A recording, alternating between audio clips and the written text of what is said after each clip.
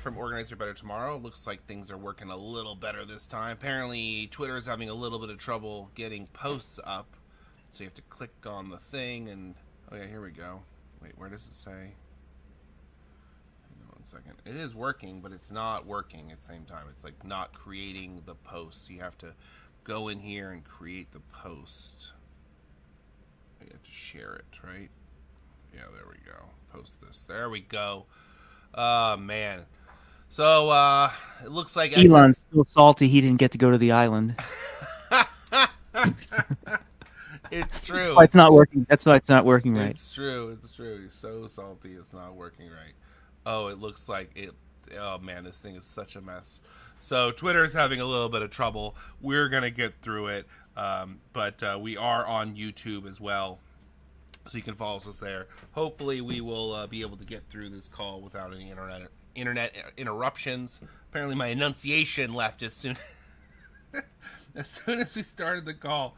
So we are here trying to explain things from a COVID conscious perspective. You know, if you've been following our group for a long time, we've been doing a lot of work all the time on a number of complex issues and trying to like overcome the propaganda machine. And that's always been like my shtick as the people strategist, is like there is this machine of propaganda can be confusing and convincing people on what's right and what's wrong all the time.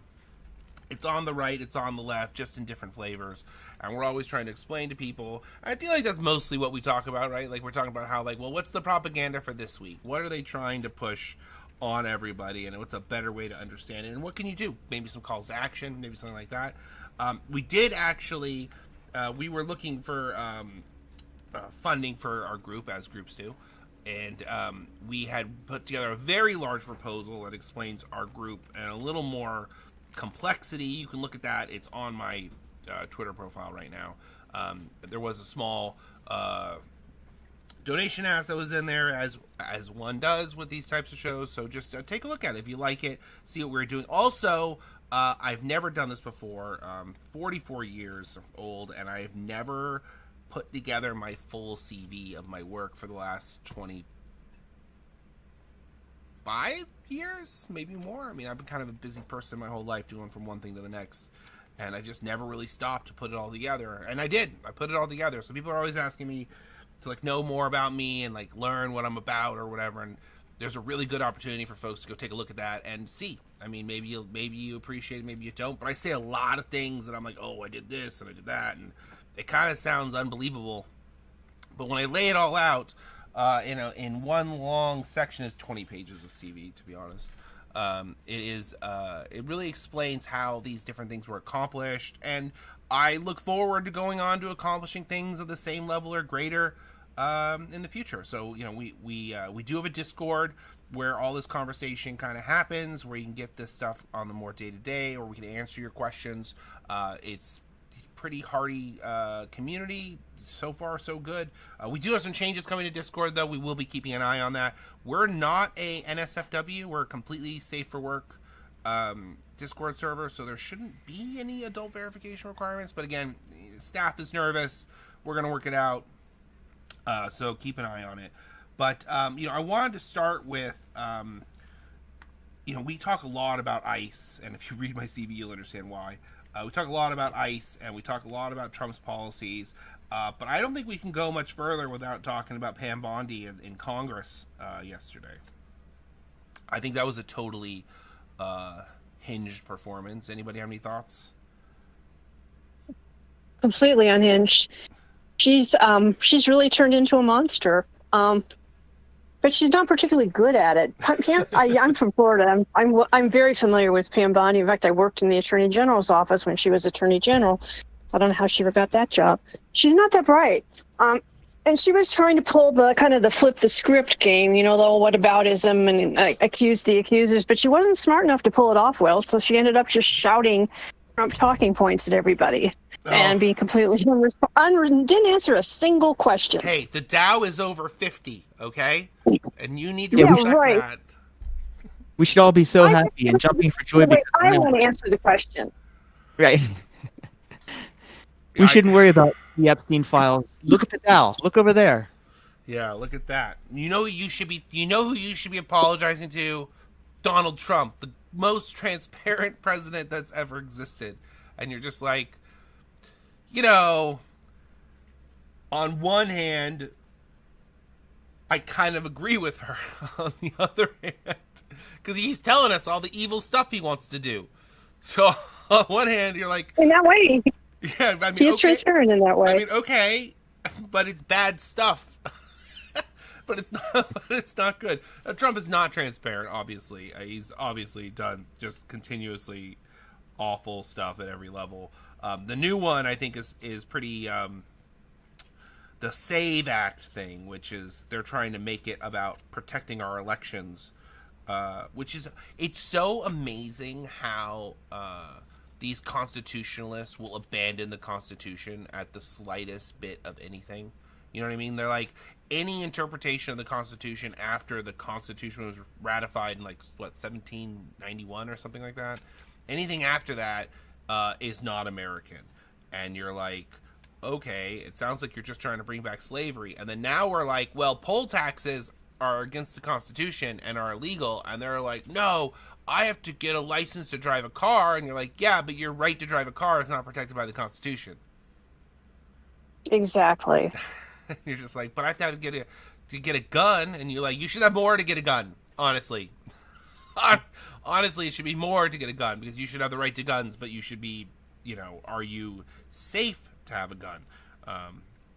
Which It's not just it's not just about that. It's also the SAVE Act is really looks like it's specifically directed at women.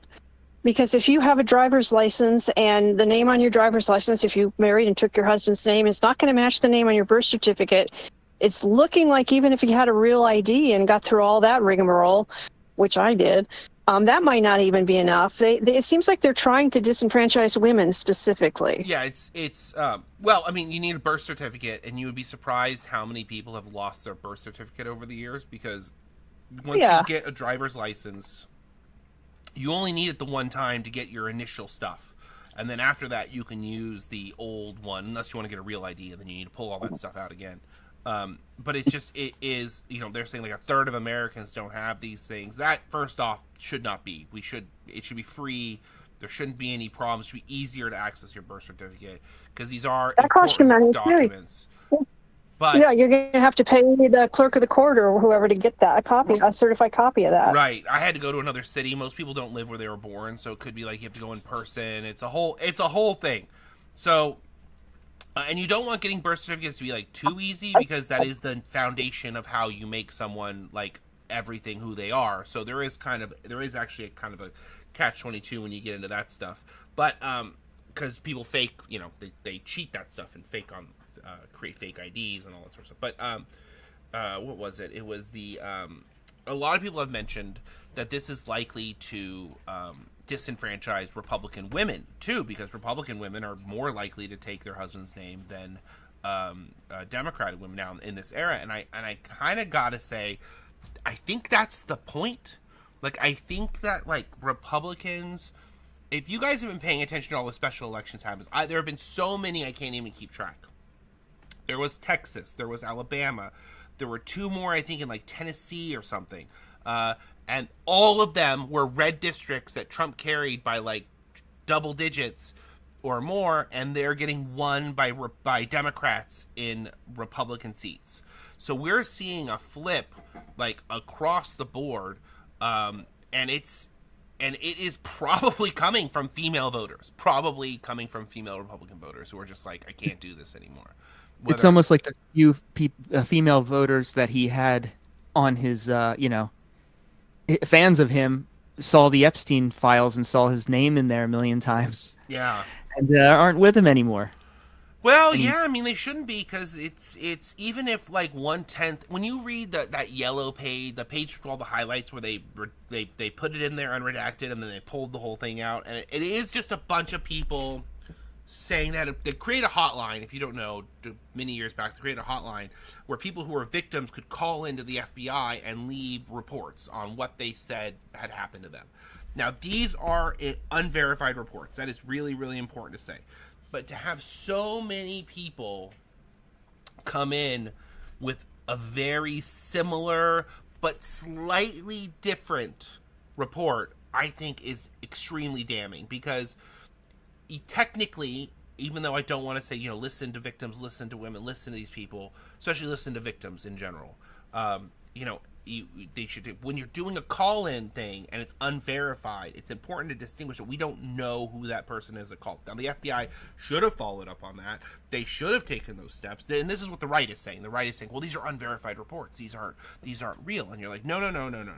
See, the problem is, and women know this, because I think women and anyone is willing to speak up, because everyone has had a boyfriend, a male partner, cheat on them. And in order to discover how the male partner is cheating, it requires usually a lot of circumstantial things adding up. And the problem really gets to when people have similar stories that are not exactly the same. So if you had 12 reports and all of those reports were identical, the likelihood of that being real goes down, because they're too similar. And because they're unverified, it's like how the right uses the vaccine adverse effect line. You can just put anything in there. It doesn't mean it's necessarily true. But when you have all these stories that are so similar, just one step off from each other, they have different celebrities, different things, that actually makes the possibility of being true go up. Because if you're feeding all these people the same stories, they would have the same story, but these stories are similar enough but different enough to feel like they are different events where the same thing is. Like, if you go to a Pinewood Derby, every Pinewood Derby is, like Boy Scouts, sorry, it's just how my mind thinks, so go to the total green on the other side of it. If you go to a Pinewood Derby, every Pinewood Derby is going to be a little different. There's going to be a different person winning. There's going to be a different person at the thing. There's going to be a different, something, different location. But it's still going to be a Pinewood Derby, right? And you can say it about a football game or a baseball game. The teams are going to be different, but it's still going to be a baseball game. When someone describes that game, it's still going to be a baseball game. And so I feel like you have so many people describing what a pedophile ring would look like. Right. If they were... It tells a story. Right. All these pieces of the puzzle sort of tell a story. But besides just the tip line part, there's Lutnick, a guy that is his commerce secretary that's clearly in the Epstein files and clearly lied just like a month ago and said that he cut off all ties with the man. I saw a TikTok video yesterday that I feel like really shines some light on this exact issue, on why we're not seeing as much of Trump and Epstein communicating that we would see, because he was communicating through Bannon and all these other people. And somebody went through pictures of Trump over the years at his desk, right? And they showed him all through from 1983 until present. And they pointed out that motherfucker doesn't have a computer on his desk. Mm-hmm. Trump does not use email. Maybe he doesn't know how to use it. He probably also doesn't want to create that trail. Probably, likely. Well, they pointed out, and I really wish I had the creator's name because I just wasn't planning on talking about it, but they pointed out that it's just like how a mobster works. Exactly. You don't create a paper trail. You don't create a record of your illicit activity. You do it all through word of mouth. And and that's pretty much the best way if you're going to be a criminal. My understanding, I wouldn't know, no personal experience at all, I swear. You don't put it in writing, right? You don't put it in something, because how does the IRS eventually catch, what was that gangster's name? I mix up all the gangsters sometimes because it's just a random thing to talk about. Yeah, right. They caught him because they caught his records guy who had all of his records, and then he could tell that he was making all this money. And even though they couldn't get him on the illegality of his activities, they could prove he was making that much money and avoiding taxes. Yeah. Right. And that, I think, is the is exactly where Trump was thinking. He doesn't want to leave records of all of his illicit activity, so he has all these other people do all this stuff. And then you have to dig, who are those people, where are their emails, where are their things, and then they use coded language. But it seems like Steve Bannon is a much bigger player in all this. Just the whole thing is... so many people surrounding Trump. Yeah. Yeah, it's just it just seems like it's just they've insulated around each other, like everyone who's in on it. And it makes me kind of want to look at some of these other guys a little bit more closely, because you're like, well, if they're all in on it and you're in their inner circle, how are you not in on it too? And also, the other thing about Trump and the Epstein files, that it seems like so Epstein had his thing going on. He was trafficking women. But it seems like Trump had his own trafficking of children thing outside of Epstein.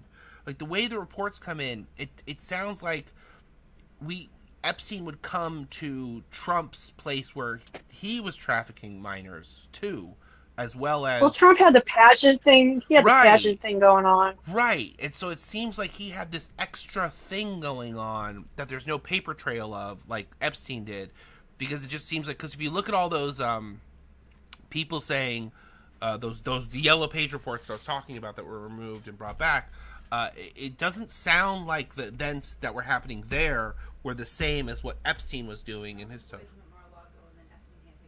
Right. Okay. Thank you, Lee. Lee's pointing out. So Mar-a-Lago had their own thing going on, and then Epstein would pick girls out of that for his thing. That. Thank you, honey, for reminding me how evil. But they're two separate things. They're not. When we think of Epstein, we think of him as like, oh, Trump was a part of Epstein things. It seems like no, Trump had his own thing, and Epstein had his own thing, and they collaborated in disgusting ways, and that seems to be the thing that is. It's weird how. Like, people keep saying the line, no one is going to be held accountable. They keep saying, no one is going to be accountable. And you're like, oh, actually, no, I shouldn't say that. Only the woman who's involved is going to be held accountable. Because Ghislaine Maxwell is in jail. Which is just so patriarchal to the core. And she's taking the fifth. Yeah. Well, no, unless he grants her clemency. Exactly, yeah, unless he lets her off. If he grants her clemency and lets her off. And just to say it, like, I'm not talking until he grants me clemency, is just like... It goes two ways. Because you got the I want a deal or else. Or two, please don't kill me, I won't talk. Right. It's complete self-interest. Well, like, I mean, it displays complete self-interest. I do on think her that part. People in jail, I can't really get mad at them for displaying self-interest, but I do feel like we need to get like more information. This is a living person who was, in the cornerstone of this whole thing, and she knows everything, and she's alive. And she's also helping orchestrate a lot of this stuff. That's what I'm saying. So, she's orchestrating everything. She did it all. So it kind of goes back into that, and it seems like Trump's, like, all the policies we're seeing now are really at their core about trying to protect this from coming out. So if they're trying to disenfranchise Republican women too, they know, watching all these special election results, that that they're losing that vote, and they're not going to get it back. Like, this is the same thing that affected Biden. Biden lost the young vote over Palestine, which is killing children and babies too. Let's not forget. Everyone wants to kind of forget that, but we watch dead babies in bags for still happening. Still happening. It's slowed down a little bit, but it's still happening. But we watch, dead babies in bags, and it turns out when, like, dead babies are involved, that you lose voters. And so Biden lost all of his voters because he was enabling somebody who was literally killing children. So those people who he needed to vote for him were all out protesting him. And this is something we talked about on the show. We were doing the show then still, and we would talk about how, well, here are these people who he needs these people to volunteer for him, and they have all been protesting him for 18 months. How do you plan on getting those people to pivot from protesting you to voting or volunteering for? Because you remember, it's not about the votes for Democrats. For Democrats, young people, it's about the volunteers. The volunteers turn into votes. So you can't look at it like, oh, well, he would have, all the voters or blah, blah, blah. Oh, he needed all. No, he didn't need these people's votes. He needed these people to be, instead of to knock on doors. Exactly. Instead of protesting him and knocking on doors for him. That wasn't going to happen. And this is the reason that Biden had to step out and Harris took over, because his position was so unpopular that he couldn't repair his popularity after his performance in the debate. So he was just going to become more unpopular and lose to Trump no matter what. So Harris had this opportunity to come in and pivot on her positions, which she did not do, which led us down the exact same road, and more dead babies and more dead children and more all this stuff. So she lost the vote over that. And now it seems like it's amazing that that's the bar for Americans, right? Like, that's the bar. Like, dead adults, dead children, okay, now it's too far. And you're like, why don't we stop before enabling the dead children? Like, why don't we don't like handle dead children or people having sex with children. We don't like that. Yeah, no, it's immoral. I could think of a lot of reasons. Those are on my list. And then at the same time, kicking a dog. Also horrible. If you kick a dog for some reason, it gets the same level of rebuking. Like the don't let the or shoot one, Kristi Noem. That one congresswoman was like, they killed it like Kristi Noem assassinating a dog or something like that. I can't remember what they said. It was just like, oh my god. First off, hilarious. Number two, awful. Everything about this this shouldn't be funny. We shouldn't be joking about this. Yeah. But they're really trying to manage this. Like, so much of his base was trying to Trump, that is, was trying to expose this, and for some reason couldn't fathom that he would have anything to do with it. And now they've gone as far as like his administration to like actually monitoring the members of Congress as they're searching the unredacted files and then bringing those into the hearing. It's madness. Yeah, it is madness. It is how they're trying. Well, I mean, that kind of goes to show, like, we're dealing with, like, I don't know if there's like, we're dealing with really stupid people. Like, he was smart enough not to, like, create a paper trail, but he probably, like you said, he probably just can't use the computer or email, so he just doesn't have one at the same time. So it's kind of like, I'm not sure it's, like, just wisdom, but rather incompetence that worked out for him. And it just kind of, like, goes on and on with how deep it goes and evil and depraved. And that's what I was saying about how now all this stuff is coming out, and like I was explaining, there's enough circumstantial evidence for Republican women to say this guy's involved. He is on the wrong end. This is a cheating man. And like, once a man is a cheater in the eyes of a lot of people, they are like, you can't redeem that person, especially with women. You can't redeem that person, because if they'll lie about that, what else will they lie about? And then, you know, you're always trying to bust people in some sort of scheme or something like that. And that's kind of where we are. And then that changes, that flips people's perspective of, like, when something bad happens, they go, oh, that's probably, they make excuses for it, you know, but now it's going to be more like, oh, yeah, no, that sounds like exactly as is. And yeah, you're still going to find people who are like, what did one Republican voter get quoted saying? They said something like, I don't have a problem with him raping children. Can't believe I'm saying that on the show as like a thing, as a quote. This is what they said. I don't have a problem because it's not my children. Nobody said that? Yeah, it was a quote. God almighty. Yeah, it doesn't affect me. Wow. I can't, yeah, and just, you're like, okay. That's a It's narcissism to a whole new level. Oh my god, that's a head in hands moment, you know, where you're just like, are you really even serious with me right now? It's not a Is this a congressman that said that? No, it's just a random supporter. Oh. Just a quote from a random supporter. So it's just okay. It's kind of like I could kill someone on 6th Avenue, and he can have people execute people on his behalf, and everyone is like, she deserved it. You know, like, yeah. But that's not the majority of his voters, and he's definitely in a panic, like a cornered rat. Yeah. And that is why he's trying to mess around with the elections. Right. Yeah. And I don't think that he's going to be able to, because all of this stuff is super. I think it pisses me off about it too the most is that when the Constitution was written, we didn't have citizenship. They did have, like, white male landowners could vote. So that was kind of like... Yeah, I mean, only certain people had rights, and it was white male landowners, yeah. Right, but the concept of citizenship did not exist, I believe, until the 14th Amendment, right? Or something around that era, like, is when it got more ratified. And then that's when they tried to, like, you know, a lot of bad things and good things, depending on how you look at it, come with that particular amendment. It seems like the more I dig into it, the more I've been like, wow, this thing's really been interpreted. That's interesting. That's an interesting observation. Yeah. But for the first time, they had to say who is entitled to rights in America, who is entitled to vote, who is entitled to do these things. Everyone who's a citizen. Right. And that would include black people now because they're no longer slaves. Right, and that's where birthright citizenship comes from, I believe, too. Maybe I'm wrong. That's my understanding. So. And at first, that was just black men.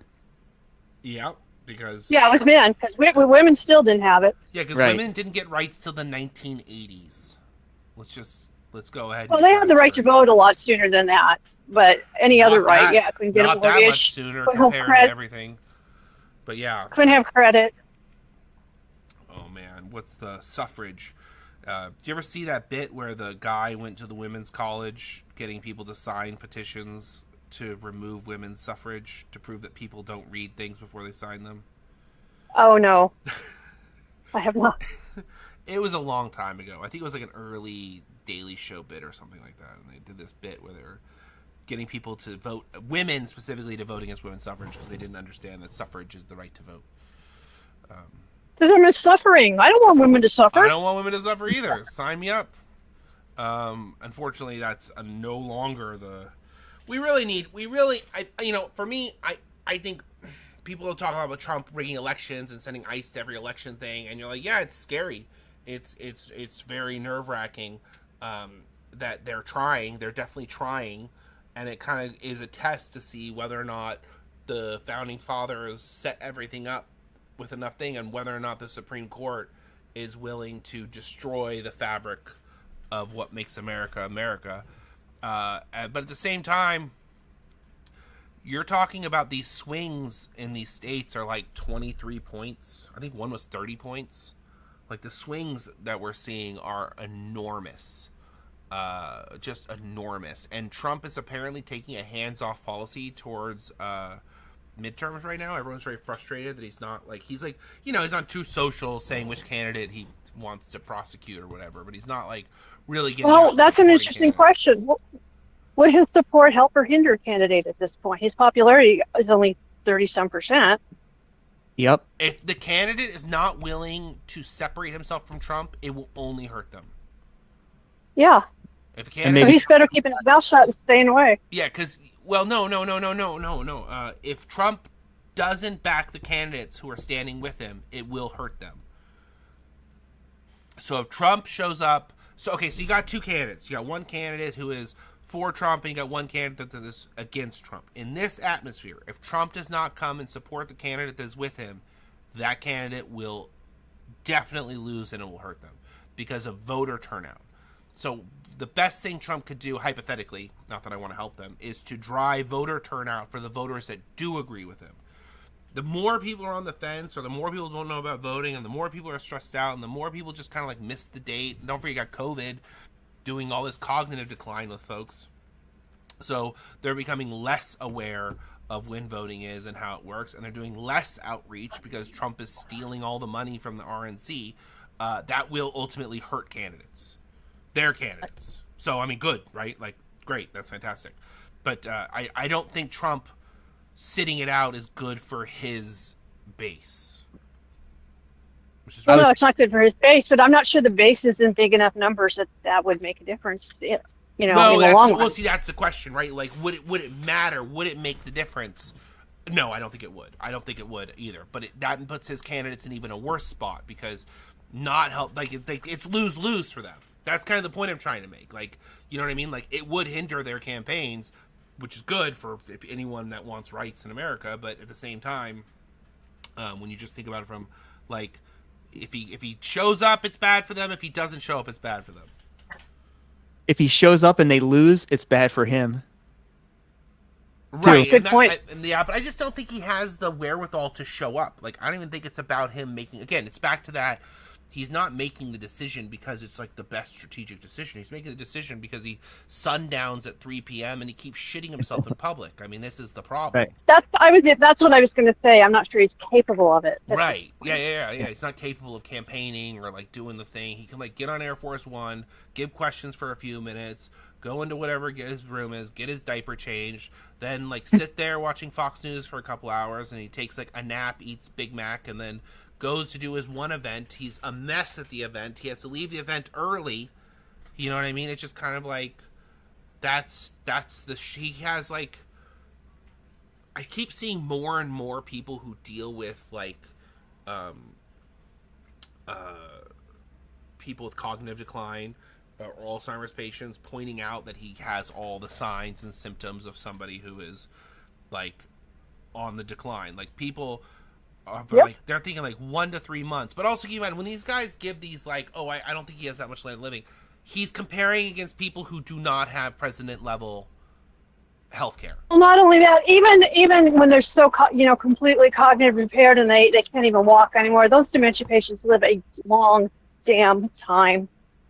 Sadly, I had to go do nursing home patients today, and I can tell you, they can't hide the issue. No, they can't hide it. They definitely can't hide it, but they don't die. Also, there's a saying, which is kind of, I guess I should be careful with this one because some people are going to take it as like an attack on heavier people. However, I don't know what the political correct phrasing for it is, but the saying is there's a lot of old people and there's a lot of fat people, but there's not a lot of fat old people. That's the saying? That's the saying, yeah. There's not a lot of fat old people. My dad was a heavy guy. He was always super heavy. He had like an ulcer he didn't want to deal with. He had all sorts of issues. So we were always kind of like, he has passed away in a much different way than we thought he would. Holy shit, it was horrible. But he, a long time, many years ago. But he, that was kind of the line. And so with Trump, the problem is like, yes, there are Alzheimer's patients that live a long time with these sort of things, but they're not having these heart issues that he's having. The comorbidities, as we say. Right. Yeah. He's definitely got the cardiac issues. Right. The swelling of the legs, that's an indication of heart and kidney problems. Right. And we know what his diet is. Right. Horrible diet. McDonald's. I actually successfully boycotted McDonald's to the point of I won't, like, now it's not even like a craving, you know what I mean? Like I successfully, like, there are some things that I should boycott that I'm like, yeah, I can't, I'm not done with that yet. But like with McDonald's and all the war related genocide stuff, I absolutely managed to, like, instead of that, I'm like, I'd rather have this instead now. It's like it only took 2 years to loosen its grip over me. But Trump at his age with all of his comorbidities, thank you, Terry. Yeah, you're really,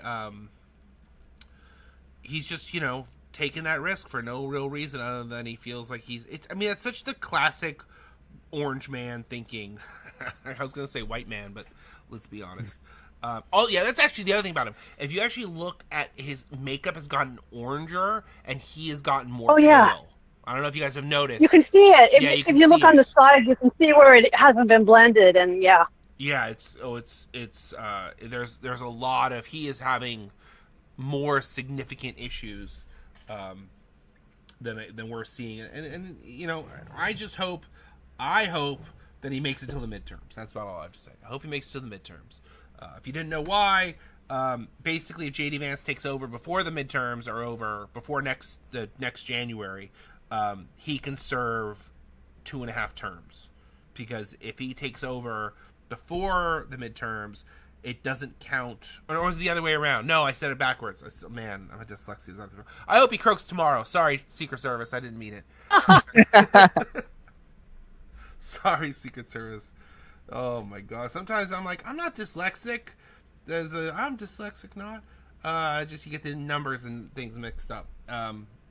No, it's before. It's backwards. So if he, if he, has that medical emergency before midterms, then it would get counted as a term to JD Vance. There, said it backwards, but got it now. We're here. We're all here now. So. And then we would have to beat JD Vance, Peter Thiel's friend. Peter Thiel is. Nobody likes him. JD Vance or Thiel. I think Elon Musk is way more dangerous to elections than Peter Thiel, because Elon Musk may have already manipulated the elections and has, that wireless internet beast. The way, unless you're going to throw like unlimited money at policies that people like, the way that you cheat elections is through the counters. And I don't at me that this doesn't happen. They have like specific like conventions. Absolutely has. Absolutely has. And for some reason, someone had the genius idea to put wireless routers in a bunch of these counters. If that sounds like a really dumb idea, welcome to the show. You're right. It is. Oh, God, I wish my husband were here because he went to a whole presentation from some computer guy who explained exactly how you can flip everything that way. And yeah. Yeah, so what people say Elon Musk could have done with Starlink is absolutely possible.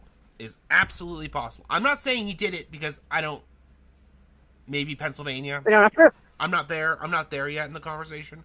But I don't think it's like really proof. But what would the proof be like? You'd have to have paper tallies and redo the paper tallies, and this is kind of like why election systems get overhauled. California's system, for example, is really good right now because they create paper ballots for everything, and the machine creates the paper ballot, so they're all counted automatically. And we have Hillary Clinton to thank for that, actually. So not for the right reasons, but because she took advantage of the election system in California in 2016, and everyone watched her do it and was like, oh my God, we have to fix this.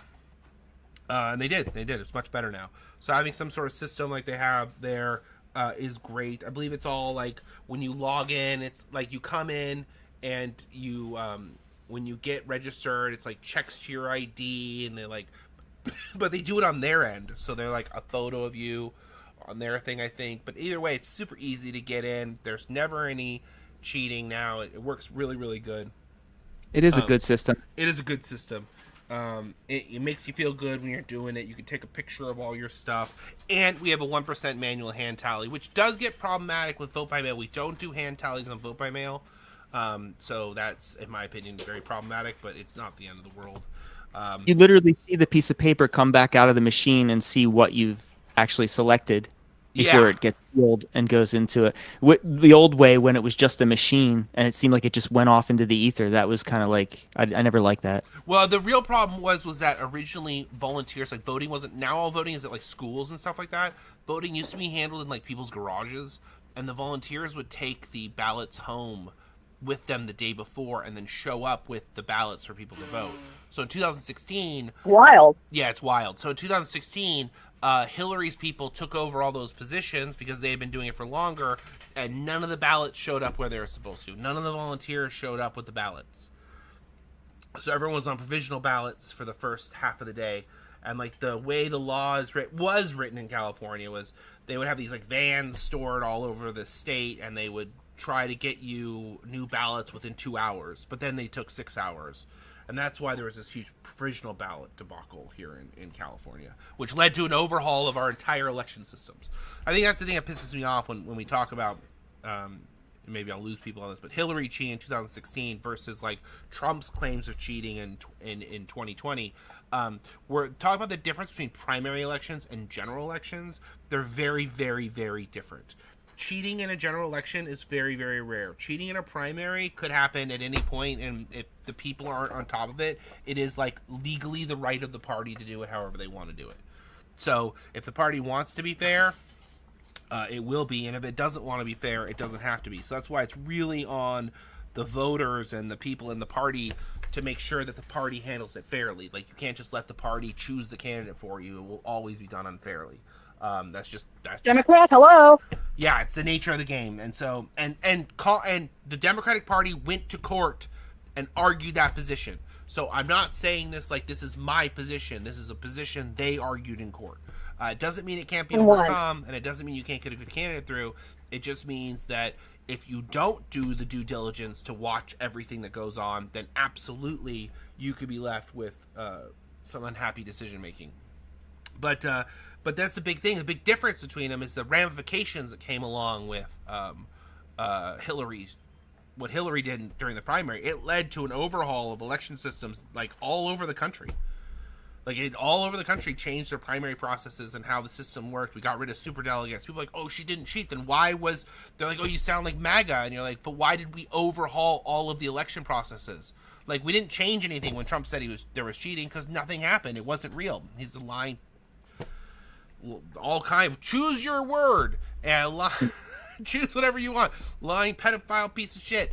But like what happened in 2016 led to changes nationwide, and a bunch of shady people were involved, and it was all very out in the open. That's what pisses me off when people are like, oh, well, she got more votes. No, she had more votes counted.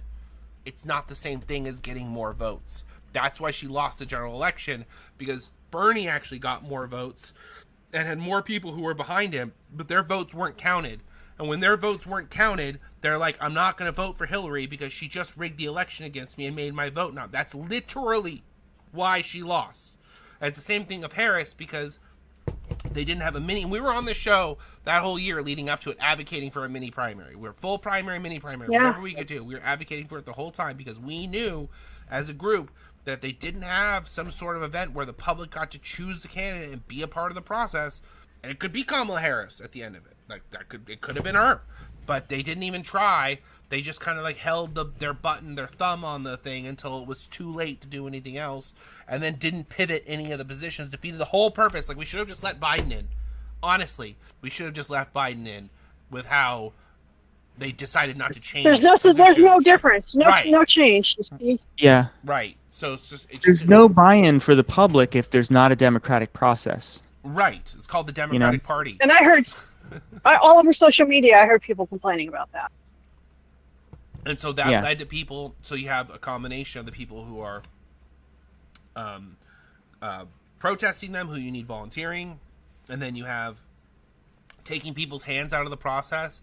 And then these people have the audacity to say how, like, the same people who were like, Hillary didn't cheat anything in 2016, even though they literally argued in court that it was their right, and the DNC chair had to step down because she got caught, and everything else that happened, versus, oh, Kamala lost. Harris, I should say Harris. I gotta stop saying Kamala. Harris lost because she was cheated. And you're like, she lost because she was unpopular. She didn't build popularity. That's it. These things are popularity contests. General elections are popularity contests. Literally. Primaries. And you know what? I think so. I think also people want change. People are struggling. They've wanted change for a long time. Obama promised it. They didn't get it at all. That's why Occupy started under Obama. But they wanted change. And the Democratic candidates, they make sure that the Democratic candidates aren't change candidates, so they vote for the bomb thrower instead. Yeah, and see, that's the problem. Then they go, well, this is the person who is more popular. And you're like, yeah, but the primaries are not about who is more popular in the primary. The primary is about who will be more popular in the general election, which is why they're always like white male candidates. And you're like, no, it can be a woman. She just has to build popularity. It's not like AOC will run successfully for president one day. I don't think she's already talking about wants to be like off the list for this year round because everyone is against a woman running right now, and there's like so much animosity. I think she knows that Harris wants to get in here, so she doesn't want to take on the vitriol of the K-Hive and all those other people who have been recently activated because of the PAC. I mean, there was never a time for like our proposal to try to go through to somebody who actually has the money to like get it going, because it's like we're seeing all these moderate PACs start up, and because they're moderates, they're basically right-wing. They're right-wing Democratic PACs. I think it's very important we say, because they're corporate, and they have no problem getting corporate money, and they have no problem, getting all these people activated. These are paid trolls, and so we're seeing the same paid trolls that we saw before all being reactivated as a group, and it's not every single one of them is a paid troll, obviously, but that's how it starts, with a couple of paid trolls, and then they pull the strings on the organic process to make it look real. That's South Park honestly explained this the best. It's a funny episode where they break down how it starts with these fake people and immediately becomes real people arguing real points, but are actually fake points. It's like that's such a good way to say, like a board, like with arrows explaining how it works. It was good. We should dig that out. It would be surprising if it did start out in a grassroots way, because she really, if you don't know what the candidate stands for, like, why would a grassroots movement come out and start pushing her? Well, it almost has to be black woman, which we need a black woman president. Fine with me. Totally okay, cool. So identity politics. Yeah, it's black woman president. Yeah, which is fine, 100%. Like it's just that there's such a desire, a perfectly fair desire. It's representation, right? Yeah. Like Like, people want representation, and she is the closest black woman to the presidency. So if you think about, like, if you were going to get a woman of color into this position, was one heartbeat away, as they say, you know what I mean, for a long time. So the idea of her getting back into that position is something that they see as the, you know, best, quickest way to make that happen. And I don't fault them for that at all. I'll just be very, very, very clear. Like, you know what I mean? Yes, it's identity politics in this. I think it's justified identity politics. I think representation is important. These people deserve to be represented. It's just they want representation with a lot of corporate policy. Like, that's the problem is the policy. I think that the black voter tends to be a little more economically conservative. Maybe that's because they've been hurt so many times they don't believe that any of this, you know, stuff that people like us say we want, like, that we're all going to happen. So the hell with it. They've been abandoned by society and their communities and all sorts of stuff that they see their you know, brothers and sisters say going to jail and dying off, and, you know, women go into and you people want Medicare, but you know we know better than that. We know that's never going to happen. They say, right? You know, well, that's a lot of their perspective. Yeah, no, I think it's a deserved position. I think it's a position that it's a racism, institutionalized racism has created these positions, and it's a problem. It's definitely a problem. At what point do we start talking about how we got here and start creating some solutions to not get back here again with a new candidate? You know, like, we can't. Probably right now. I would say the conversation is starting much earlier than usual. So I feel like people are trying to act like the people who have been arguing with me, I should say, since the PAC got started, they're all kind of behaving as one would post midterms. So they know the midterms. They're already blaming people for losing, and we haven't lost. Too soon. That is a little more on the nose than I was ready for. But there's you know, they're just getting the ball started a little earlier, and I hope we can have more conversations. I don't see how Harris being the candidate is a good idea for where the thing is, unless she does, like, significant outreach with communities and, you know, says, and it really just comes down to her position with Gaza. I mean, even what's going on, like AIPAC is so toxic right now. That was the guy who lost, who was originally the AIPAC candidate, who stopped being the AIPAC candidate because he said he would condition aid to Israel. Murkowski, there we go, Murkowski. He came out hard against AIPAC. He came out hard, being like, it's ridiculous that, like, saying such a minor thing. Malinowski. Yeah. Donna shows up just to correct me. That's why. That's my job. Very important job. So, so he made a pretty tough statement against what had happened and what was going on, and how AIPAC had influenced the election, and how it shouldn't be. I believe he said something like it shouldn't be, like, all or nothing or whatever. Like, he said it in a way that, like, you have to do everything they want down to a T, or else they'll find a candidate against you. And that's just, those people shouldn't be allowed in politics. They shouldn't be in American politics at all. Oh, that's true, and he's right. Yeah, I can't remember how he said it. He had a very eloquent way of saying it. But then he went on to say he endorses Mia, and she did get announced to be the winner, by the way, by AP finally. She still has to win the general election. And here's the thing. That's, I think, in June, right? It's in June is when they're finally doing that. So she's not even going to be... It's February, and she's not even going to get a general election until June. And then that term that we're doing all this race for is over when we vote again in November. Actually, it might be in April. Might be when? It might be in April. I forget now. Maybe it's earlier. Either way, that term is still going to be less than a year. She has to run for office immediately again and go for a new primary again. And I think that we're going to see the exact same spending from AIPAC against these people, because they have a $95 million war chest, which is just... It is not as much money as some people have, but it's a lot. Haven't they got a PAC with a different name now? So they're not as easily recognized? They're using like 3 different PACs to pay them, but the money comes from AIPAC originally. So it's like Uniting America or something. I can't remember I cannot remember all of these things at once. But they have another PAC name. Biff, do you know what it is off the top of your head? It has a very like manipulative sort of name going on. It's like, oh god, you guys are the worst.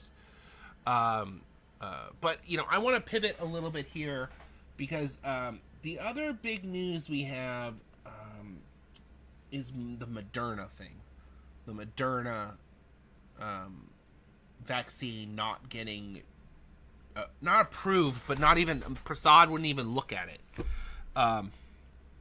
And this is a tough one because every single doctor and scientist account on the planet is saying what a horrible thing this is for medical research and moving forward. And I gotta say, I don't see it. I don't see it at all because what everyone is missing about this conversation that is really, really important is that Moderna did not do their study properly and not by the rules set by Prasad and RFK. The former, we actually dug up the quote. The former CBER and FDA said, if you do the study this way, it's going to be problematic. They did approve it and that they could do it that way. But the thing was that they were measuring against the standard dose. But that's not the preferred vaccine to measure against. So ACIP and VRBPAC have this preferred vaccine, which is Flublok. There are three. What are all the preferred vaccine types?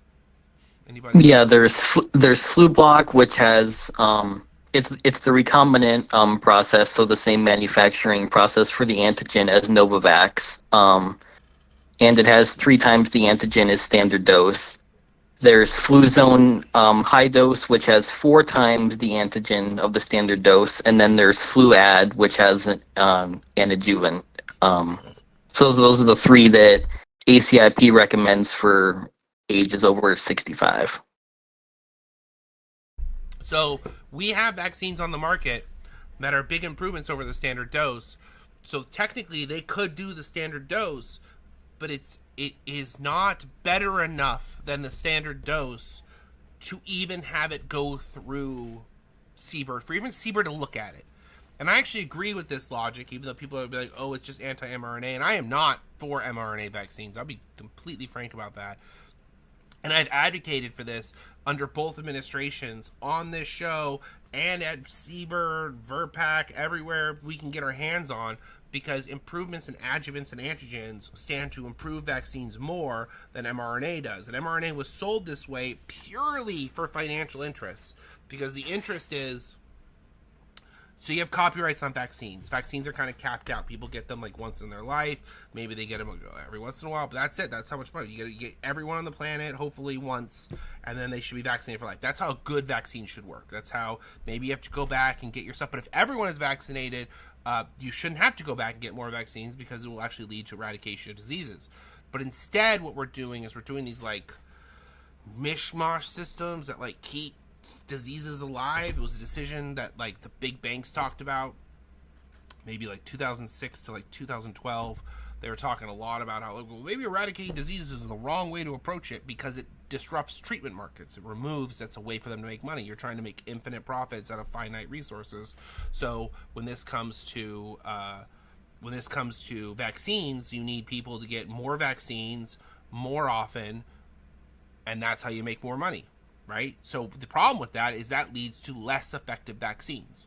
So the goal here, and keep in mind, they already did this before COVID with the DTaP vaccine. The DTaP is by far one of the most necessary vaccines that we have at all. Diphtheria, tetanus, and pertussis. Pertussis is whooping cough, horrible, kills babies, awful, worst imaginable death. Like, it's just, kids died recently of it, just they cough to death and like can't breathe, they turn purple, they die. It's horrible. Tetanus used to be one of the biggest killers of like humans next to mosquitoes. Like, it used to be like the death rate of tetanus is off the chains. They're all bacterias. The vaccines work together. There's no reason to split them up. But the whole cell antigen for pertussis used to create, occasionally people would have, what's the word? They'd have reactions where they go into, I'm completely forgetting the word. where they lose convulsions, they lose control. It's very scary. And that would happen in a small portion of the population. But the difference was that the vaccine gave you basically lifetime protection. So if you were vaccinated before like the mid-90s with the DTP instead of DTaP, you have much longer lasting whooping cough protection, which is actually why we're seeing whooping cough in colleges. It's not just COVID, even though COVID is immune suppressing people, making it worse. The problem is that when kids get to college is around the time the pertussis protection is worn off, so now they're vulnerable to get pertussis again and then spread pertussis, and that's bad. Just for the record, that's bad. So that's sort of part of the issue. So they did that, and they convinced people that even though tetanus shots you need every 10 years, so they had a market where every 10 years you needed this DTP vaccine, which was true. You do need it. Now with the acellular pertussis, they made it so that it's every 4 to 5 years. So they have doubled their potential profit by making a vaccine that is thought to be safer but is less effective at protecting you, which requires more vaccination. This is pre-COVID. They did this in the 90s. And so this is really important to understand, because this is where the market shift started, where they started trying to figure out, well, how do we make more money from vaccines? And it's either you make more vaccines for more things, which they've also done, or you make less effective vaccines and that require more. And so they sell that under the guise of safety. Now, here's your problem. With Moderna's vaccine, they were not only less effective, I think you said 26% effective on the standard dose, while Flublok is like 31%. So Flublok's already better at that thing. It does have more antigen, but we don't know about the length of protection or length of response. And at the end of the day, it's not better, and they didn't follow the protocol that they suggested that they follow. Now what brings me back to this is we talk about Novavax. Now, we talk about Novavax a lot as, the platform and how it can help people in the COVID vaccine. But getting the kids' vaccine approval has been a big thing. And when these guys took over, they changed how that approval was going to happen after Novavax had completed their study. And then they were required to go on to do another study. It's delaying this whole process by like 2 years. Very, very frustrating for parents who want to get their kids Novavax, me being one of them. And we're trying to figure out, we haven't really had a call to action on this for a while because we haven't really figured out what the hell to even try to do, because it's just, everything is so upside down. But when it comes to this sort of like, oh, they spent $400 million on the study, when the former FDA told them this could be problematic, you can do it, but it's going to be problematic. And then the new FDA, who had even less patience for that, is like, you didn't follow what we want you to do, so no, we're not even going to look at it. And the thing is people have come to me with all kinds of things, saying all kinds of stuff. Now, I do think Prasad's choice to not even look at it was a mistake.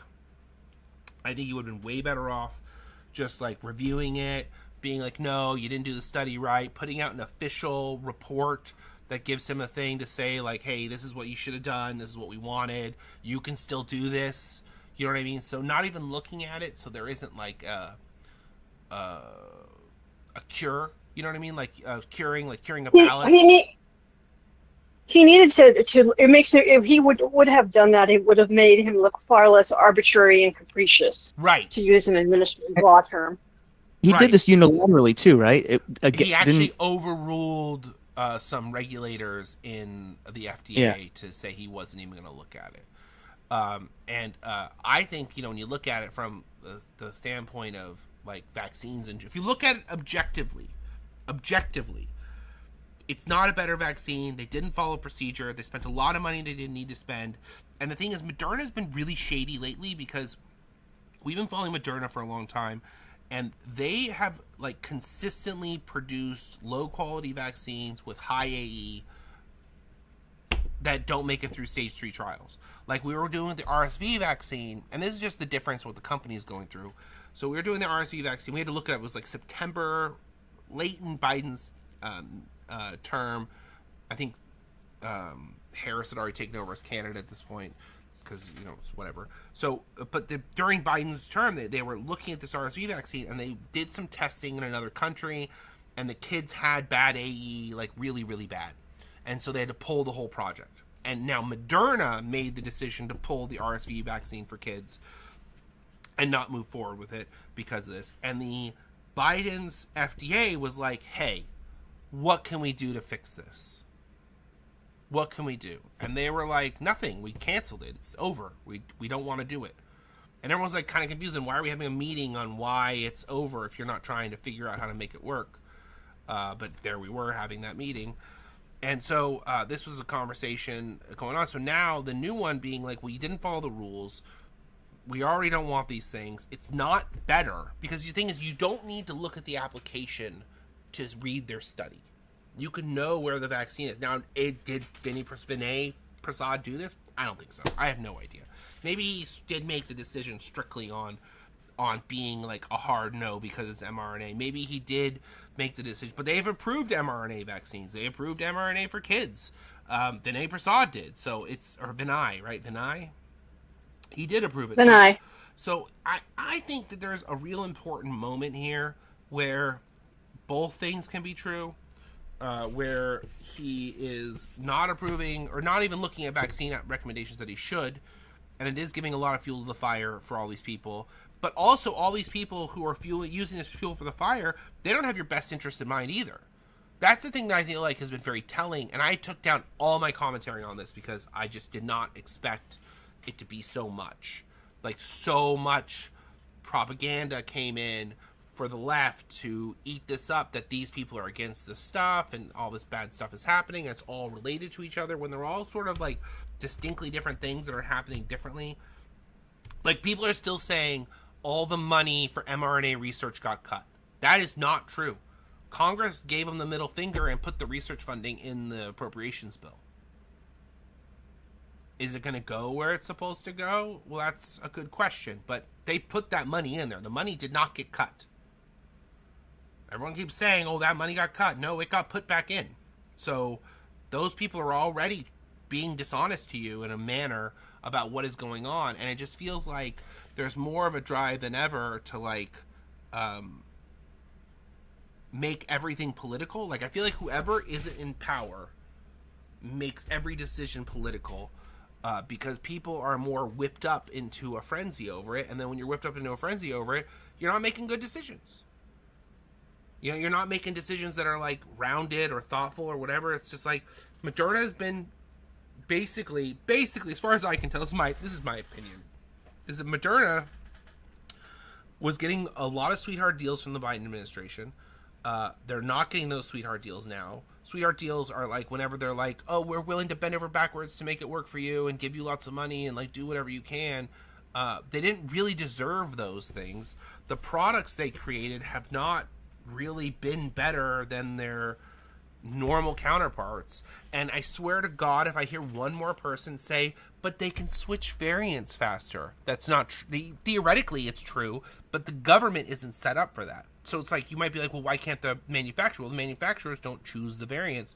The government has to. So if you think that mRNA can pivot twice a year, then join our team in advocating for a meeting twice a year, because that's what we've been advocating for the last 2 years, and I don't see and it hasn't happened. Right. Well, they did actually tell us last time that they would consider it more now, which was weird, but we didn't really have a reason to, so we never went back for it. You know, it kind of didn't make sense. So, like, now we're looking at what's the newest. Was it XDV1? Is that the we were looking at? We were talking about a couple shows ago. XDV1 because it has that let's see if I can remember, it's L455S or something mutation that makes it more, I can't remember which. I'm not good at this off the top of my head thing. It's like doing math live on the show. It's a mistake. But it has this mutation that makes it more infectious. So it's going to match with something that has immune evasion, and we're going to be looking at that, and whatever that is going to be our next variant. And Novavax does need to update to an XFG subvariant because the XFG as a single booster response was lower than we'd want, but still good. So most people are getting 2 anyways, so it kind of works out. So it is that was what I even told the FDA. I said, you got 2 kinds of people who are going to be getting Novavax: people who've already gotten a JN1 shot, or the people who are going to get 2 JN1s to get a priming series. And I heard somebody in Europe, I think, Biff, you talked to them, where they said that their doctor prescribed them 2 shots of Novavax to fight their long COVID. I don't know. Really? Yeah, yeah, they were trying to figure out how to get their second dose timing. I think they were on Reddit. Yeah, I do remember that. I think that's correct. Yeah, it was just like today or yesterday. It was relatively new. So we do have doctors starting off prescribing Novavax to fight long COVID, and that's like, I was like, who is this doctor, and can I like kiss them? Is that allowed? Feet, whatever, just something not weird. Everything I said was weird. It was very exciting because this is what we've been saying, and like we need doctors to pick this up, because even if it's not going to help people's long COVID, it's going to give them more protection from COVID than getting mRNA would. So it's going to make them less likely to relapse and less likely to lose whatever gains that they might get. So you're looking at it's an upward swing, and it's going to make every other thing more effective. It's just going to make everything better. So like that happening as a thing and seeing a couple people getting this improvement, I mean, that would just be so huge. I would love to be a part of a study that actually like we actually tried to do a study a little while ago, but the guy flaked on us due to pressure from people who were like, we don't want Don and co to be proven right, which is rude. Super rude. It'd be great to keep up with that patient too. Yeah. Well, we have so many people. I mean, we have so many people who have seen improvements after getting Novavax. Like, it's across the board. Does it cure long COVID and ME/CFS? It really depends on how you look at long COVID as a disease. Like, what long COVID is. Like, there's this really, really dangerous misinformation that, like, most of long COVID is ME/CFS. And I think there's an argument to make that, like, I think that you can make an argument that the fatigue that people get that isn't ME/CFS is like early stage ME/CFS theoretically, but I also think that kind of undermines people with ME/CFS as like potentially a more extreme central nervous system issue, because it makes it sound like, oh, you just get more and more fatigued until you can't do anything anymore, and that's not really right either, because these people like flip a switch and they can't get out of bed anymore, they can't look at light, they can't digest food, they can't, like, their whole central nervous system has gone askew. So I think like saying that the your mitochondrial dysfunction of like the rest of your body, which makes you tired and pain, is different than the mitochondrial dysfunction in your central nervous system, because it's like a more specific thing that's like much, much worse. So, you know, when we say like, oh, there are cures for long COVID, that is with the asterisk that ME/CFS is its own disease, because you got ME/CFS, you got POTS, you got oh man, what is the one that makes people's hands turn blue? I always mess Raynaud's? Raynaud's, thank you. Raynaud's. Yeah, you got all these. There's an extra U. Yeah. There's an extra U in there. There's a whole bunch of these diseases that are genetic, that may just come with age. So like, if you handle persistence, it may not make them go away. Like, you could have POTS for the rest of your life. It probably will get better, but we have seen people who do get Novavax and their POTS does get better, or they use a statin, or they use well, the big one I've seen a lot more people do is the Maraviroc. Seems to be the one that was helping people, like the largest group. But you just hear all kinds of drugs that are doing, whether they suppress cytokines, or they like shock the central nervous system, or they're feeding the feedback loops that are going on in people's brains.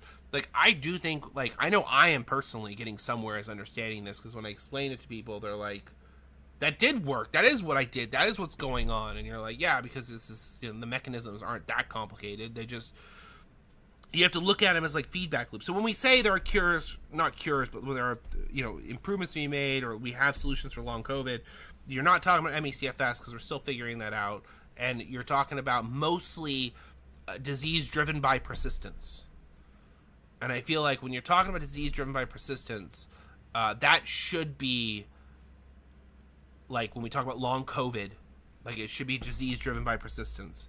And then all the extra things that can come along with it are additional to that. And that might sound like I'm diminishing. It's actually, no, it's the opposite, because even if we have a solution for persistence, you still have to figure out solutions for everything else. You can't look at those things as like all one big lump. It's a bunch of different groupings that all have come from the same grouping, not the same. They're not the same group. I guess this is what's so hard about trying to talk to people who think COVID's over, and trying to tell them about long COVID, because it's so vast, like how COVID can screw you up. Yeah, people, right wingers would always go, oh, well, COVID could just be anything, or long COVID can be anything, and you're like, yeah, the manifestations are Right. vast. Yeah, You know, yeah, pretty much can show up as anything. Post-COVID disease can show up as anything. COVID being the infection of SARS-CoV-2. You know, and that's, I think, the biggest, you know, all these people that say, oh, it's this, or oh, it's that, or they try to, like, label it down. Like, that's why I think the people who are saying it's just ME/CFS is really dangerous, because what are all the people with just, like, heart conditions post that don't have ME? So, like, I think, like, what people kind of, in the long COVID community, we've talked about this a lot, but I feel like it should be said again, is I think people misconstrue is that the people with symptoms are not at the most risk. This might be a controversial opinion to some people because they're suffering.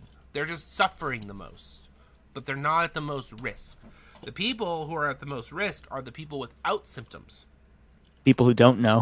who are experiencing. You don't know that your liver's failing until it's just about done, or your kidneys, Well, or your heart attack until it happens. there was a study on heart conditions relating to COVID and how it builds up in that one specific turn. So remember we've talked about this a lot on the show, the heart is a series, it's like almost an infinity symbol sort of, where the heart pumps in, the blood pumps in, the blood pumps out. When the blood pumps in, there's a curve, and that curve is where all the damage is done, where it builds up, because the spike protein fuses cells. So spike protein in COVID, you have a COVID viron covered in spike protein, it sticks to your heart wall, the valve, and it makes it all fuse. So your heart is constantly pumping. So if you have fused cells, those cells are no longer going to stretch like a muscle. They're going to start getting tighter and tighter and tighter. Now, what you would think would happen is it would reduce your heart from functioning, which is true, but what actually happens is as more and more cells get fused, eventually you get basically like a bubble on a tire. And this creates a very specific type of heart attack that is the hardest to survive. As far as that's my understanding. Anyone want to correct me on that? And we'll just go with it for now. But I feel like it's the hardest to survive because it blows out. It's not just like your heart having some sort of issue that... It's not a blockage. You're saying it's not a blockage. It's, No, it's blowout. the vessel It's just blowing up. It's the same thing that's going on with all these strokes, where like people are seeing brain bleeds and strokes because the spike protein fuses cells, and so the more cells are fused, and not the spike protein from the vaccine, though it's not ideal, it does fuse cells as well. But we're talking about tens of thousands versus billions. You know, the amount of virons in an infection cannot be understated. The people who try to compare the two are all the same people that have a hard time conceptualizing large numbers. Either really large numbers or really small numbers, right? They can only conceptualize that middle ground. So, like, everything is bad if there's anything. You're like, no, we're talking the difference between, like, billions and trillions versus, like, tens of thousands. And, like, tens of thousands, not optimal. Would prefer not to. Go get Novavax. Doesn't have this problem. But at the same time, it's very unlikely to cause, like, all these people being, like, people dying from the vaccine that sound like lunatics. Especially since, didn't we get some interesting data on why the certain vaccines were causing, you were posting in staff chat, Biff, again, going back to you on this one, that the AstraZeneca and the other one had this, if you had a specific gene, you were at risk of clotting. Right. Yeah, you need a specific gene which like half of the population has, and then you need a much rarer mutation on top of that. But yeah, they think they found the mechanism for why it was causing, like, I think the reported numbers are for J&J it was 3.5 cases per million, and AstraZeneca was around 10 cases per million. So for that frequency, they think they found what the main cause was. Speaking of main causes, do you hear that some people thought that you were my alt account? I've hired somebody to come in and speak for Biff, because I can't possibly find people who actually agree with me on the internet, right? No, if you don't follow Biff, by the way, you should. His breakdowns are incredible. He's smarter than me on this stuff, so that's why we're here being like, hey, what was that? How do I say that? How do I say that properly? Thank you for all the work you're doing, by the way, on that. It's not always appreciated by some folks, but it's appreciated here. So yeah, there's enough people who seem to appreciate it, so it's a tough one, because you're like, we're riding that line between objective truth, rides that line between politics, where you're never going to have everyone agreeing with you. you're gonna have both people on both sides calling you the other side. You know, like to the MAGA, you're like, oh, you're just another liberal idiot, and then to the liberal idiot, you're like, oh, you're just MAGA. And such everything is political. Everything is technically political, but not everyone makes decisions. But not based everything's on policy. binary. Right. Decision making isn't binary. It's not this or that.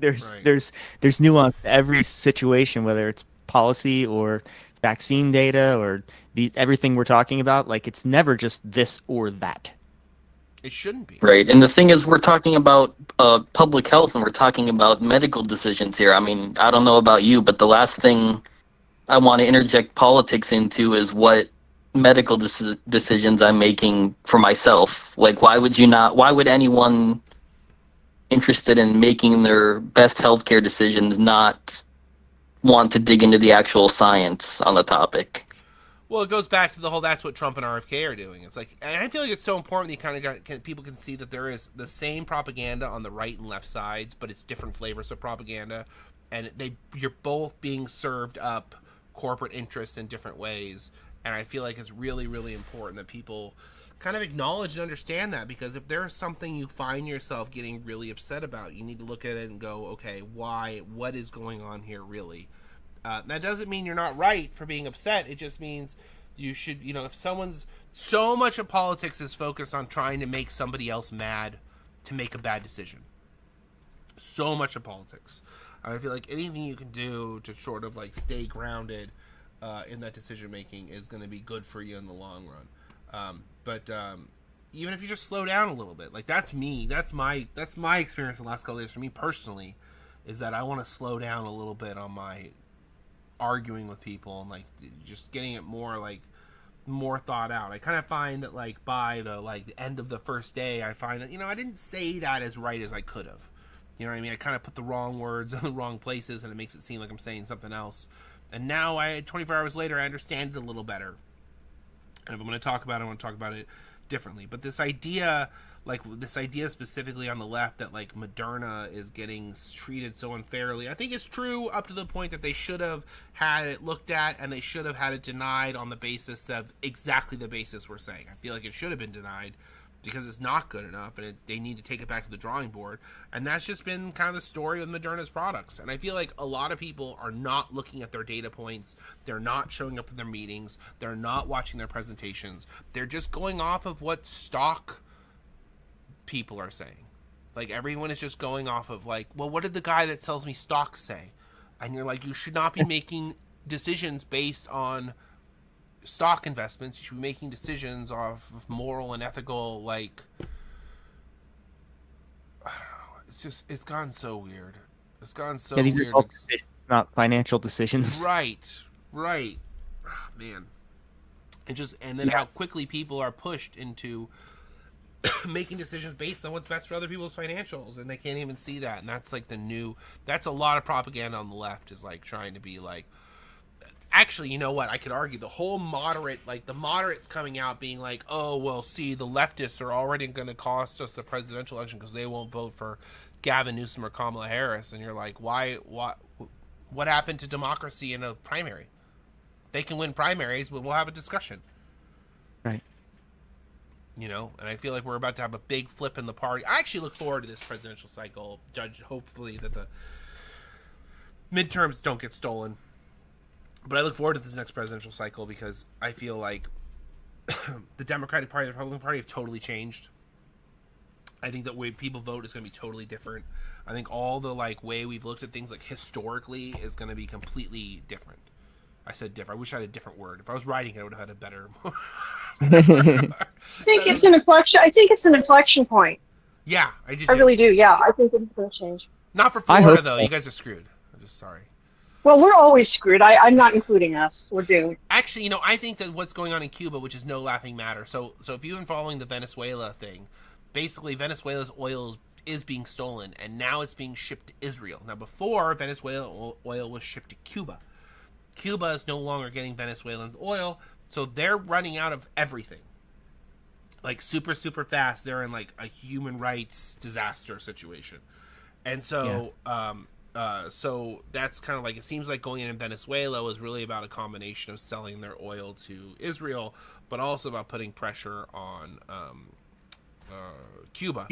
And so Cuba. yeah, and so it kind of just goes on and on. But there are 1.1 million Cubans, American Cubans, in South Florida, and Republicans only hold a lead in the state by like 1 million votes.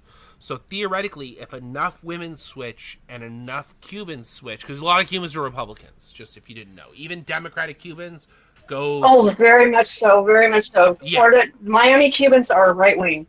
Right, and so a lot of Cubans will, even Democratic young Cubans will still register as Republicans because they have, and I've gone there and they told me this personally, that they think that they have more influence in the party by voting against the more extreme Republican than they do by voting for the more likely to win Democrat. They're like, well, we don't get to say it anyways. This is their approach. So like theoretically, the numbers are there for Florida even to flip if they piss off enough women and Cubans. And I don't think that the young I don't think the young Cuban population is as much, since Fidel Castro died, I don't think there's as much like screw them as it was before. Like I feel like it's more just like extended family. It's very much the idea of like the Muslim voters watching their family members get killed in Gaza and how that affects their voting. I think we're looking at the potential of seeing the exact same thing in Florida, but with Cuban voters if they're not careful. So it's it'll be interesting. Another very conservative voting bloc in South Florida was the Venezuelans. A lot of Venezuelans. Can you say that one more time? I think they're a little ticked off right now. Yeah. Another large conservative voting bloc in South Florida is Venezuelans, as a rule, and they're a little ticked off at the Republicans right now. Yeah. Probably. Yeah. It's really hard to say because they're also really anti-socialism, and yeah, because they think socialism is what they had, but it really isn't. But that's again, a lot of those people have aged out. A lot of that you're thinking about the older generations that lived in Cuba, and now we have people who are multiple generations in who've only lived in America, so they don't have the same views. Like they think of those views as kind of outdated. So it's one of those like, we'll see how it goes. And this is why more than ever. I don't know. Well, exactly. I don't know either. I feel like this is why I think more than ever, and this is part of our proposal, was creating all new data. Like we need all new data. Like you can't look at these things. I think now after these midterms more than ever, you can't go off of the old data points. Voting has changed. People have moved around. The people's positions have changed. It kind of like goes on and on with how what shapes people's opinions isn't the same as it was. So if we go off of those data points, it's not going to be the best way to run those elections, you know? It's hard to say, and the media ecosystem is really, there's a very well-developed right-wing media ecosystem, Spanish language media ecosystem in South Florida that the Democrats have never been able to do anything comparable to. That's another problem. Yeah, well, you can say that about the media across the board, right? Like the Democrats have media problems because we don't have populist media. We only have corporatist media. Yeah. So we have corporatist media kind of trying to masquerade as populist media, and that's not really the same thing. And then the right, you know what it really comes down, well, also, but here's the problem. So it really comes down to AM radio in a lot of ways, because a lot of these people listen to AM radio, but on the right, on the left, people don't. On the left, like AM radio is super cheap to do, super easy to get involved with. There's like a lot less people doing it. It's like I believe it's a lower bandwidth, right? So it doesn't reach as far. But they're all tied together now, and it's the whole thing. But the left hasn't really been able to do that, and in order to get into where the left's audiences are, just costs more money. Like to get into like if you wanted to get on the right, you could run AM radio, you could do a bunch of things, you could run those ads, you could do stuff super cheap and have a really big impact. But if you want to reach left audiences, it takes reaching all these places. Like you need an MSNBC level interaction in order for people to be like, okay, I saw that even. So it's a big difference between the right and the left, is that the right can reach their people much more cheaply, and the left needs to reach people. That was the whole idea with Air America Radio. I don't know if you guys remember that. Oh, I do. Yeah. Yeah. Yeah, it was left-wing AM radio. but there's no audience for it because left-wing people aren't on AM radio. You would have to do a whole advertisement in the high-end advertisements for them to even know that you're doing it. You know what I Yeah, mean? it started out really strong, like in 2004, three or four. Like the first couple of years of that, it was doing pretty well. I think the business model sort of crumbled as time went on. Yeah. Probably because of there's not a lot of money. Well, for- probably Obama winning. Like it's like I could see that being popular while Republicans are in power and people need their like connection to whatever, and then as soon as the Democrats are in power, like the Democrats go to sleep. And the internet started to evolve quickly. Right. Now we're all podcasts, which the right also seems to Yes. dominate somehow. Things Even sort of though I changed. will say this, all these right wing podcasters, we're slowly watching them all move left. Like I don't even know if you're. I mean, I don't use what's his face in Texas. Joe Rogan? Joe Rogan isn't a good example. He's always been sort of a little left, but like you watch these guys as they're interviewing more and more lefties and more righties, and they're just like, this is wild. Like, this doesn't make any sense. Everything's like, why don't we just be population about people? Like, it's like that's even the America First line that's sort of come out of that.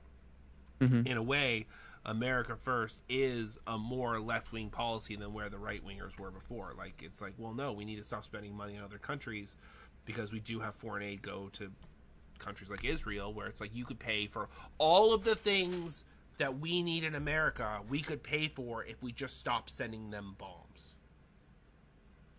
Now, they'll argue, well, we already paid for the bombs, so it's not like really work like that. And you're like, okay, then future bombs. Like, what's the problem? Like, why is bomb? But why do we have a bomb-based economy? You know? Yeah. Well, you like Marjorie Taylor Greene, like you hear the stuff that she's saying, and like it's almost like if you blindfold people and you just talk about policy, it's a different story. Like as far as like, just people's ideas about how they think things should be. She's saying stuff like that. Oh, you know what was really funny at the Super Bowl? Boebert also has been saying some things like that recently, where she's kind of coming out against some of the stuff. It's kind of wild. Like this isn't America first, Right. But the Republicans at the Super Bowl, it was in San Francisco, and they all went to San Francisco, and were like, holy shit, this isn't a shithole hellhole that I was told it was. They're like, it's actually very nice here. Like, why was I told? It's like, San Francisco is very nice. That's why it's so expensive to live there. Why isn't anybody defecating in the streets everywhere? Yeah, exactly. I thought it was just a giant, everything was on fire, and it's actually Right. kind of chill. Businesses have been hit pretty hard, but that's more of a statement about businesses than it is about anything. That's kind of happened. Rents being too high, kind of across the board, are going to create those problems. So yeah, it's just kind of like it's funny watching their bubble get burst, and they're like slowly being like, "Hey, maybe we weren't told the truth," and you're like, if it makes you feel any better, people on the left aren't told the truth either, so don't get too hung up on it. It seems like not telling the truth is a both sides thing. Oh my goodness. Well, hopefully it was a learning experience. I think it was. We'll see how much it changes, kind of like as people are like, I don't know. I just think it's worth like, it's just like with the Moderna thing. It's like, okay, all these guys are saying all this stuff, but have you actually read the data points and compared them to other data points? And they're like, no. I assume they're doing that. Yeah, thank you. They're not doing. No one's doing it. We do it. We do it. That's what we do. That's because nobody does it. So we do that. And when we tell everyone what it is, they're like, hey, that doesn't line up with the propaganda that I've been told. And you're like, yeah, that makes sense. It wouldn't be propaganda. It's because propaganda, by the way, as a concept is, it's such a thrown around term. It's just misleading marketing. That's all it is. Propaganda is just misleading marketing. So it's like, yeah, you got marketed in a misleading way.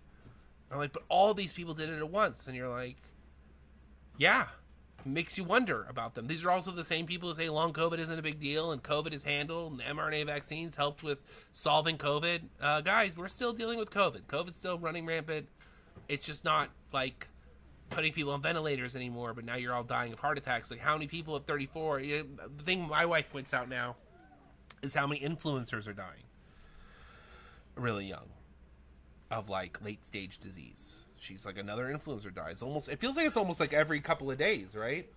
I'd say a couple of months. I don't think it's that Yeah. often, but Technically, a couple of months is every couple of days, just for the record. that's what I know, Travis. Yeah, these last 2 months have been a long year. Yeah, these last 2 months have been long. It's only February 12th. Ah, It's been a month and 12 days. oh my God. And keep in mind, February is the shortest month. Though, I will give this, February this year is a perfect month. Starts on a Sunday and ends on a Saturday. Oh, really? Yeah, it's 4 weeks exactly, and it's actually every month. We should have an extra month, and it should be 28 days every month. But no, we can't do that. Which, you think they'd be like, we can get another month of rent out of that, and that would be great. You're like, no. We're paying by the day from now on. So this is, I think it's a good time to like wrap up. We did an hour and 30 without any disruptions. So I think that's a huge. We need to get some soundboards in here and get the clap. I am taking my entire computer apart this weekend, so it may never start again. But I'm going to check all my connections and make sure everything is hooked up as it can. We did almost lose connection a couple of times where my bar turned red, but I just grabbed my Wi-Fi antenna and turned myself into a Wi-Fi antenna for a few minutes. Worked out good.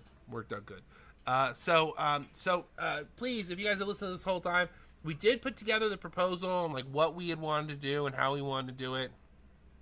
You can find that on it's like one of my top posts. I'll put it back up my top post. But we're definitely, I'm kind of like, it seems like more than ever there's a need for what we put forward that needs to happen. And there are a lot of like moderate corporate groups who want to do moderate corporate versions of it. And there's like no one on the left who wants to do like a real left-leaning group. There is the Palestinian Pact that started it up that actually looks really interesting. But they kind of have like a more specific focus. It got the endorsement of a bunch of the squad members and that sort of stuff going out the gates, but we'll see what happens with that. I feel like it's just a good time for like left-leaning groups to come together and find whatever we can do as like a commonality, because the moderates are kind of like the MAGA of the left in the sense that they will all vote for the same terrible stuff, so they don't have any problems finding ways to agree with each other. They'll just lie and bully to get whatever they want. And like the people on the left, if we want this like better world and want to stop watching, children and adults, people die unnecessarily from whatever it is, whether it be bombs or disease, we really need to come together as much as we can, as fast as we can. And, it doesn't have to be me leading it, but I definitely would like to be a part of it. So anyways, anyone else have any last minute sort of thoughts? Want to throw in? Just to wrap up that thing from before, the New Jersey 11th, it is April 16th. Okay, so still 2 months away, and that's going to be a tight race because that district was Republican not that long ago. So I believe they had to unseat the Republicans since they lost in 2022, and then we lost in 2022, won it back in 2024. And then that person won the governor, right? She's the New Jersey governor? That was Stamberger? Yeah, I think so. Mike Yeah. and Cheryl. Or Mikey Sherrill, yeah. Right, and then Yeah. and then they're the governor, and then now that seat's open, and we want her to stay in that seat, and we want to make sure she has enough volunteers, and I don't want you to fall for that predatory talk about how they're not this enough, or they're not that enough, or they're not whatever enough. It's like we need the leftmost candidate in every situation at all times, constantly, to have the most support. And anyone who's trying to talk you out of it, you got to watch out for those people because they don't have your best interest in mind. All right, Terry, you got anything? I think you're the last one. I really don't. Your old friend Vermin Supreme's in town this weekend in Tampa. Oh, Vermin. Love Vermin. He seems like a maniac, which is also kind of true. But he's also one of the smartest activists I've ever talked to. He taught me so much. When I went to interview, I got to go to his house and interview him at his house. My favorite picture I've ever taken is of him at his in his golf course. He had a diabolical golf course made out of trash and baby dolls going through this like We were like, when we were driving to this dude's house, we had to get on the most like unpaven road in history, and we're gonna get murdered. This feels like something out of a movie where like they would go, no, it's my uncle's cabin, and it's just like baby dolls all everywhere. It was crazy. It was wild. I have video. It was wild. And then he went from you know what? Enough story time. Thank you everyone for being here. We'll get back to this another time. We're here on Mondays and Thursdays. We'll be back on Monday. Hopefully it'll be an uninterrupted call. If you share the call, I hear that is actually good karma. I don't know if that's true or not, but I've heard through the grapevine that is a fact. So thank you, everybody. You can join our Discord, check out our proposal, and thank you. Have a great day. Call your senators, oppose the SAVE Act. We don't need any more IDs to vote. Call your senator to oppose the SAVE Act. I think has a very small chance of passing, but the chance is not zero because we have a lot of terrible people in the